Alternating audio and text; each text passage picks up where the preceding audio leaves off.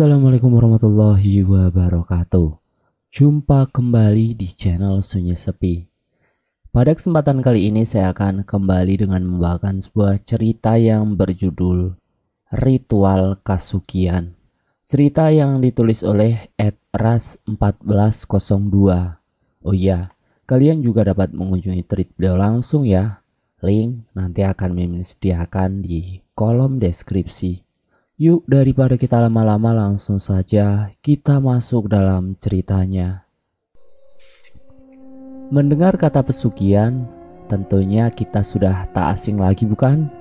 Ada berbagai macam jenis dan ritual yang harus dipenuhi sebagai syarat agar bisa menjadi kaya raya dengan instan. Ada pesugihan putih yang diantara syarat-syaratnya diharuskan membaca surat-surat tertentu, puasa dan sholat tak lepas waktu. Adapun pesugihan hitam adalah pesugihan yang meminta tumbal. Tumbal sendiri ada yang berasal dari anak ataupun istri, dan ada pula yang berupa musuh, orang lain dan orang yang tak dikenal. Biasanya tergantung jenis pesugihan dan dukunya. Jadi yang akan saya ceritakan kali ini adalah pesugihan yang menumbalkan orang lain, bukan untuk dibunuh, tapi untuk disetubui. Dan syarat utamanya perempuan yang disetubui itu harus masih perawan, dan sebanyak 41 gadis perawan. Oke, kita mulai ceritanya. Di suatu malam di parkiran depan tempat karaoke terlihat dua orang pemuda sedang berkelahi adu pukulan. Masing-masing mereka tak ada satupun yang kalah, meski wajah dan mulut sudah berdarah-darah. Orang-orang yang berada di parkiran tersebut tak ada yang berani memisahkan keduanya. Dan tak jauh dari kedua pemuda itu ada seorang wanita yang menangis histeris berteriak memohon-mohon agar keduanya menghentikan perkelahian fisik tersebut.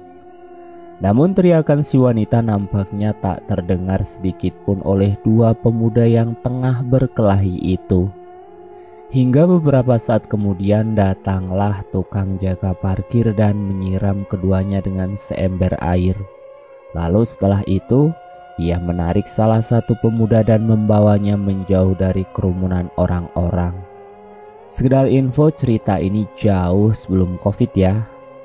Bikin malu, berkelahi dan berkelahi terus. Mau jadi apa kau? Hah? Bentak tukang parkir itu sembari membuka topi hitam yang sedari tadi bertengger di kepalanya. Wajahnya tampan dan memiliki alis yang tebal, bulu mata yang lentik, bibir yang bagus serta hidung yang mancung. Tatapannya tajam dan sinis. Dia yang duluan bang, jawab pemuda yang ternyata adalah adik dari si tukang parkir berwajah tampan itu. Apapun alasannya aku tidak mau tahu. Yang pasti kau sudah melanggar perjanjian kita. Kau dihukum. Lalu kau lebih suka jika aku mati dibunuh orang itu tanpa perlawanan bang? Hah? Kau itu masih kecil. Kau tidak tahu apa yang sudah kulewati selama ini untuk membuat kita berdua tetap hidup. Dan kau harusnya jangan selalu membuat masalah untukku. Tak beberapa lama ia lalu kembali ke tempat parkir untuk melanjutkan tugasnya. Menjelang pukul 2 malam, barulah ia pulang dengan berjalan kaki. Dan saat ia tiba di sebuah gang sempit dan gelap, ada beberapa orang yang menghadangnya. Rupa-rupanya orang itu adalah teman-teman si pemuda yang sempat terlibat baku hantam dengan adiknya. Saya minta maaf atas kesalahan adik saya tadi. Sekali lagi mohon maaf. Tolong jangan diperpanjang lagi masalah ini. Saya akan berjanji atas nama adik saya tidak akan pernah mencari masalah lagi kepada kalian. Cih, kau kira dengan minta maaf, luka-luka di wajah teman kami ini akan langsung sembuh begitu saja? Kami tidak akan memaafkan, ujar salah satu pemuda yang membawa tongkat kayu cukup panjang di tangannya. Lalu setelah itu pemuda-pemuda tersebut langsung menyerang si tukang parkir tampan itu. Dan mau tak mau ia pun terpaksa melawan. Dan yang namanya juga anak perantauan, pastilah ia memiliki pegangan dan kebiasaan. Satu persatu pemuda-pemuda itu berhasil ditumbangkan. Setelah semuanya lengah, barulah ia berlari terbirit-birit untuk kabur. Karena badannya sudah berdarah-darah akibat sayatan benda tajam ataupun terkena paku yang masih menancap pada salah satu tongkat kayu yang digunakan oleh pemuda-pemuda tadi untuk menyerangnya. Saat sudah tiba di depan kantor polisi, barulah ia bisa bernafas dengan lega. Ia duduk di salah satu jembatan kecil yang ada di depan kantor polisi dan mulai membasuh lukanya meski terasa sangat perih. Ia juga meminum dari air yang mengalir di bawah jembatan tersebut. Ngilu ia rasakan di bagian rahangnya dan dengan perlahan beranjak untuk pulang ke rumah kosnya. Di sebuah desa yang jauh dari hiruk-pikuk kota kecil tempat kedua kakak beradik tersebut, ada sebuah keluarga kecil yang terdiri dari ayah, ibu dan anak mereka yang keterbelakangan mental. Keluarga itu merupakan orang-orang pendatang yang sudah berpuluh-puluh tahun yang lalu dan tak pernah kembali ke tempat asal mereka selama itu. Mereka hidup dengan mengandalkan uang dari kerjaan sang ayah yang hanya sebagai kuli angkut di sebuah pasar tradisional yang cuma buka 2 kali seminggu. Tapi walau begitu, mereka masih mempunyai tetangga-tetangga penghuni kontrakan lain yang sangat peduli dengan keluarga mereka. Tak jarang tetangga-tetangganya memberikan beras dan lain-lain untuk mereka bertiga. Pak RT di sana pun kadang-kadang seminggu sekali memberikan sumbangan berupa 5 hingga 10 kilo beras dan makanan-makanan kecil lainnya untuk mereka. Akan tetapi, sang suami nampaknya tak enak hati jika terus-terusan merepotkan tetangganya. Dan ia pun memilih untuk mengajak anak dan istrinya untuk pindah ke sebuah desa lain. Karena ternyata di luar alasan tak mau merepotkan tetangganya, sang suami rupanya sudah mendapatkan pekerjaan baru di sebuah kebun karet milik seorang yang kaya raya di desanya. Mereka juga diperbolehkan untuk tinggal di rumah yang dibangun pada perkebunan karetnya tanpa harus membayar sepeser pun. Tentu saja itu menjadi sebuah kesempatan yang tak boleh mereka sia-siakan. Singkatnya, saat sudah sampai di rumah yang akan mereka tempati, anak mereka tiba-tiba menangis sambil berteriak-teriak tak jelas. Meski ditenangkan pun ia tetap saja menangis. Ada apa ya? Kok perasaanku tiba-tiba gak enak gini? Aku jadi takut. Ucap si istri yang kita sebut saja dengan nama Sari dan suaminya bernama Ateng. Ah, maklumlah, anakmu itu kan memang begitu, jawab Ateng dengan singkat. Rumah itu masih cukup bagus dan halamannya lumayan luas meski dikelilingi pepohonan karet yang tinggi-tinggi. Karena rumah tersebut memiliki 2 buah kamar, jadi si anak ditempatkan di dalam kamarnya sendirian. Singkat cerita, hari demi hari telah berlalu. Mereka tinggal di rumah tersebut dengan sangat nyaman dan selama itu tak ada kejadian-kejadian aneh yang terjadi di sana. Hanya saja anak mereka yang bernama Silpa masih sering histeris dan berteriak-teriak tanpa sebab yang jelas. Dan ia juga selalu ketakutan saat melihat ayahnya. "Lang!" panggil seorang wanita mendekati seorang pria yang tengah merapikan susunan motor di parkiran yang berada di depan tempat karaokean. Lelaki berwajah tampan tersebut hanya menoleh sekilas, lalu dengan acuh ia kembali melanjutkan pekerjaannya. "Lang, aku minta maaf, aku butuh uang untuk adik-adikku, Lang. Aku terpaksa melakukan itu." Isaknya berdiri di dekat si lelaki yang merupakan adalah abang dari pemuda yang terlibat perkelahian beberapa hari yang lalu. "Buat apa minta maaf? Itu kan sudah menjadi pilihanmu. Dan sekarang kita jalani saja seperti yang sudah kita perjanjikan," jawab Elang dengan suara yang sedikit serak. "Aku tidak mau seperti itu. Aku masih ingin bersama kamu, Lang, karena untuk melupakanmu terlalu sulit bagiku. Kumohon kau mengerti.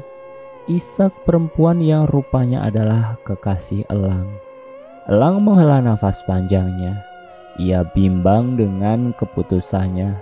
Apakah ia harus mempertahankan wanita itu ataukah memutuskan hubungan dengannya? Karena seperti yang Elang tahu, wanita itu kembali terjun ke dunia hitamnya yang dulu sempat ia tinggalkan saat mulai berpacaran dengan Elang hanya demi pundi-pundi rupiah. Elang kecewa dengan keputusan kekasihnya dan memutuskan untuk pergi. Namun ia tak tega jika sudah melihat butiran-butiran air mata mengalir di wajah perempuan cantik tersebut. Elang mengusap air mata yang jatuh ke pipi kekasihnya sambil berkata, "Jangan diulangi lagi ya, apapun alasannya," ucapnya dengan lembut. "Jadi kamu memaafkan aku?" Elang mengangguk sambil tersenyum. Wanita cantik itu lalu mengecup pipi Elang. Dan saat beberapa kendaraan masuk ke halaman parkir, si wanita ikut membantu Elang untuk mengatur barisan motor tersebut. Hari itu Elang pulang sekitar pukul 5 sore. Karena rupanya teman seprofesi Elang datang lumayan cepat. Wanita yang bernama Herni tersebut menyerahkan kunci kendaraannya kepada Elang, lalu mereka berdua pun pulang menuju ke rumah kontrakan Herni. Tidak lupa mereka singgah di salah satu warung sate dan membungkus 2 porsi untuk dibawa pulang. Sesampainya mereka di rumah kontrakan Herni, terlihat beberapa perempuan yang berada di teras rumah tersebut tersenyum-senyum ke arah Elang. Saat Elang membalas senyum mereka, Herni langsung menarik tangan Elang untuk masuk dalam kamarnya. Suara pintu tertutup dengan keras. "Kan aku sudah bilang, kamu jangan balas senyum-senyum mereka. Aku takut nanti kamu malah tergoda sama mereka," kata Herni sedikit manja. Elang tersenyum. Sifat manja Herni inilah yang sudah ia rindukan seminggu terakhir ini. Herni lalu menyiapkan piring dan air es untuk mereka makan. Mereka bercanda dan tertawa penuh rasa bahagia. Karena rasanya sudah cukup lama mereka tak melakukan hal itu lagi. Selesai makan, Elang membersihkan dirinya di dalam kamar mandi milik Herni. Karena Elang sering berkunjung ke sana, jadi ada beberapa lembar baju dan celananya yang berada di dalam lemari baju Herni. Setelah mengenakan baju bersih, Elang duduk sambil menonton televisi di atas kasur sembari menunggu Herni yang sedang mandi. Pacaran di antara keduanya bisa terbilang sehat, karena mereka tak pernah sekalipun melakukan hubungan dewasa. Meski Elang tahu siapa Herni dan bagaimana kehidupan masa lalu Herni, prinsipnya cuma satu. Jika mencintai, maka jangan pernah merusaknya. Herni merebahkan kepalanya di paha Elang sambil memainkan jari jemari milik lelaki tampan itu. "Kamu dapat salam dari Ines," ucap Herni. Elang tersenyum lalu mencubit gemas pipi kekasihnya itu.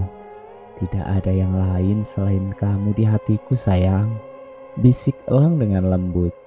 "Lang, apa kamu serius padaku?" tanya Herni. "Ya, bila tabunganku sudah cukup untuk melamarmu, aku akan segera melamarmu." "Pasti?" tanya Herni lagi. "Ya pasti." Tiba-tiba obrolan keduanya terpotong oleh suara ketukan pintu kamar. Herni beranjak dan pergi ke arah pintu. Saat ia membuka pintu, ternyata seorang laki-laki yang sedang mabuk langsung menyelonong masuk dalam tanpa permisi. Elang mengerutkan keningnya, sementara wajah Herni terlihat gugup. "Siapa dia, Her?" tanya Elang. "Aku tidak tahu." "Bagaimana mungkin kau tak tahu?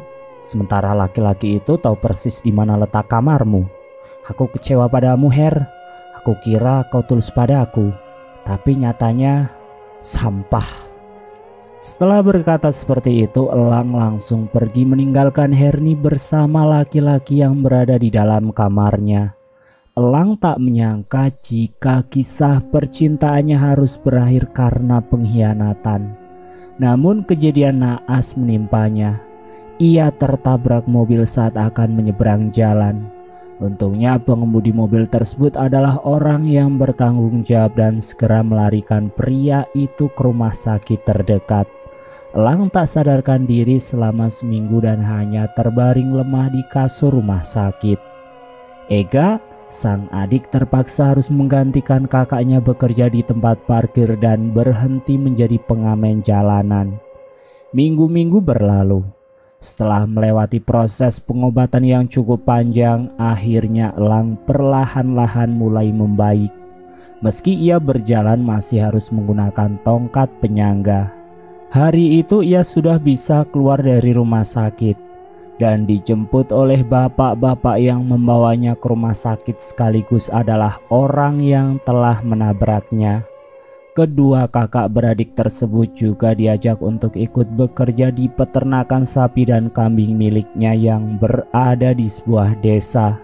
Tentu saja kedua kakak beradik itu menerima tawaran tersebut dengan senang hati, karena akan mendapatkan penghasilan yang tetap setiap bulan ataupun minggunya. Di perjalanan mereka melihat pepohonan karet berjejer di sisi kanan dan kiri jalan. Sangat asri dan indah di siang hari, namun akan terasa menyeramkan bila di malam hari. Seorang bapak yang tengah menyadap karet di dekat jalan nampak menatap lekat ke arah mobil, dan ternyata itu adalah Ateng. Beberapa saat kemudian mereka tiba di peternakan yang lokasinya lumayan jauh dari perkampungan. Di dalam rumah itu semuanya sudah saya siapkan, mulai dari tempat tidur, selimut, makanan, kompor dan selengkapnya.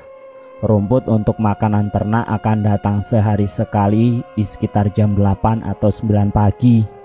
Dan kalian harus memberi makan mereka sebanyak 3 kali sehari. Kalian mengerti? Baik, Pak, kami mengerti. Oh iya, Pak, sepertinya di sini cukup terawat.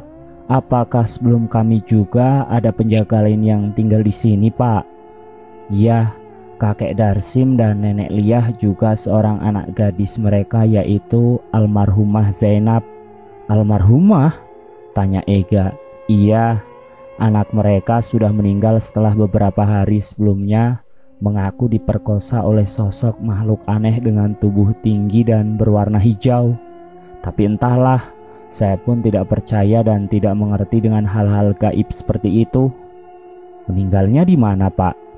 Oh iya, saya harus segera pulang karena saya sudah ada janji dengan salah satu teman. Semua yang kalian butuhkan juga sudah siap dan lengkap.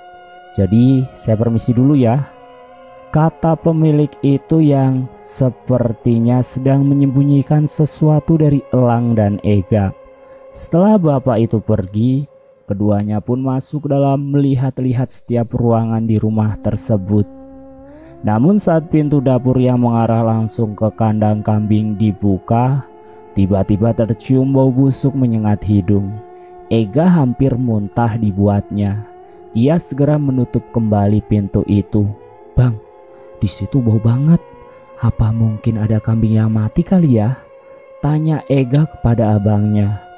Ah, masa? Coba kamu periksa dulu ke sana, Gak? Suruh Elang. Setelah beberapa saat Ega kembali. Nggak ada apa-apa, kambingnya sehat-sehat semua, Bang. Elang mengangkat bahunya. Karena kondisi Elang yang baru saja pulih, jadi malam itu Ega lah yang memasak makanan untuk mereka berdua. Sementara Elang masih tiduran di dalam kamar. 2 butir telur ayam ia pecahkan ke dalam piring lalu dikocok dengan campuran bawang serta garam. Digoreng dengan minyak yang sudah dipanaskan. Ega juga memasak mie instan untuk dijadikan sayur makan mereka malam itu. Saat sedang memasak, terdengar suara kretekan lantai yang memang terbuat dari kayu tersebut. Dan sesaat kemudian sebuah tangan menyentuh pundaknya. Namun Ega biasa saja, karena ia mengira tangan itu milik Elang abangnya. Kenapa, Bang?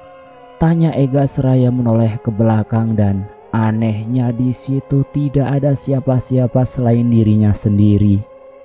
Loh, Ega sedikit kebingungan. Tidak jauh dari tempat mereka tinggal, di rumah yang ditempati oleh Ateng dan keluarganya, anaknya Ateng mengalami penyakit aneh di daerah organ intimnya. Dan baru diketahui saat sang ibu menggantikan pembalut kain milik anaknya tersebut. Pasutri itu bertengkar begitu hebat, apalagi ketika mengetahui anak gadisnya itu sudah digauli oleh seseorang yang entah siapa. Rupanya ini firasatku tempo hari. Siapa lagi yang memperkosa anak kita kalau bukan kamu? Teriak istri Ateng. Aku benar-benar tidak tahu, Bu. Bukan aku pelakunya. Mana mungkin aku melakukan hal sekeji itu pada anakku sendiri, Bu? Jawab Ateng. Lalu siapa? Cuma kamu laki-laki yang ada di sini. Pertengkaran keduanya terhenti ketika Ateng memilih untuk pergi dari hadapan istrinya. Dalam kegelapan malam, ia berjalan tak tentu arah. Selesai makan, Ega dan Elang mengobrol cukup lama.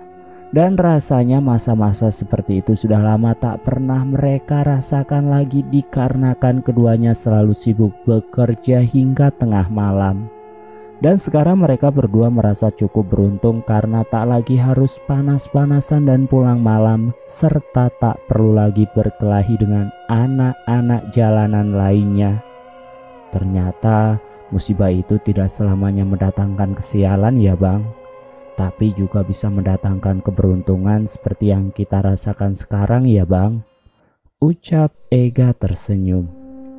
Elang cuma bisa geleng-geleng kepala mendengar ucapan adiknya itu. Dan tiba-tiba terdengar suara teriakan melengking dari arah luar yang mengagetkan kedua kakak beradik tersebut. Ega mengedarkan pandangannya ke sana kemari. Dan lagi-lagi suara teriakan itu kembali terdengar. Be, be. Suara kambing, ayam dan sapi saling bersaut-sautan menimbulkan suara gaduh yang teramat sangat. Mau tak mau Ega harus keluar untuk memeriksa hewan-hewan ternak tersebut. Ia mengambil parang dan obor untuk menuju ke peternakan yang tidak begitu jauh dari rumah itu. Abang, tunggu di sini saja ya, kata Ega sebelum pergi.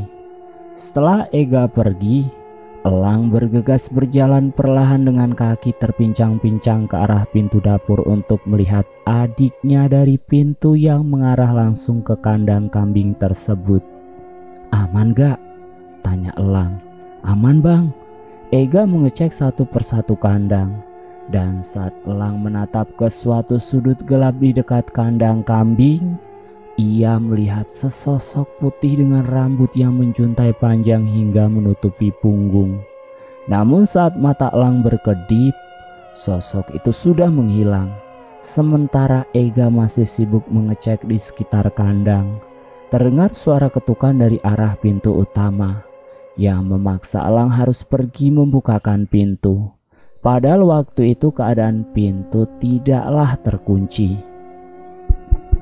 Suara ketukan pintu dengan lambat. Ketukan seperti sedang dikejar sesuatu. Dan krik, pintu terbuka. Seorang laki-laki berdiri sembari menatap Elang dari atas sampai ke bawah. Mau cari siapa ya Pak? Tanya Elang yang agak risih ditatap oleh si lelaki tersebut. Perkenalkan, nama saya Ateng. Maaf sebelumnya jika saya mengganggu malam-malam begini, tapi saya ada keperluan dengan orang yang tinggal di sini. Yang tinggal di sini sekarang cuma saya dan adik saya, Pak. Apakah Bapak ingin bertemu kami berdua? Saya kesini mencari kakek Darsim. Kalau tidak ada, ya sudahlah. Terima kasih. Elang mengangkat baunya lalu menutup pintu dan berjalan pelan ke arah dapur. Ika, panggil Elang. Tak ada jawaban sama sekali, bahkan cahaya obor yang dibawa Ega tadi pun sudah tak ada. Elang mulai merasakan detak jantung berdegup-degup. Rasa khawatir pada adiknya membuat Elang terpaksa harus turun ke tanah. "Ega, Ga," panggil Elang seraya berusaha berjalan lebih cepat lagi. Namun ujung tongkat penyangganya tersandung oleh rerumputan dan membuat Elang hampir saja terjatuh. "Ega," hanya suara jangkrik yang beradu vokal satu sama lain. Elang harus berjalan, memasuki rimbunya pepohonan dengan terus memanggil nama Ega. Namun semakin jauh ia masuk, semakin gelap jalanan yang ia lewati. Banyak akar-akaran yang bisa saja membuatnya jatuh atau bahkan tergelincir masuk ke jurang. Jika ia tidak berhati-hati, kakinya terasa sangat nyeri. Ditambah lagi banyak duri-duri yang menusuk di telapak kakinya. "Ega," teriak Elang setengah putus asa. Elang terduduk di bawah sebuah pohon. Ia menangis jadi-jadinya. Ia merasa gagal menjaga adik yang merupakan satu-satunya keluarga yang dia punyai saat itu. Elang tak tahu apa yang sudah terjadi kepada adiknya. Kenapa Ega menghilang begitu saja? Apa ini? Apakah ini ada hubungannya dengan sosok putih yang ia lihat sebelumnya? Tak terasa malam semakin larut.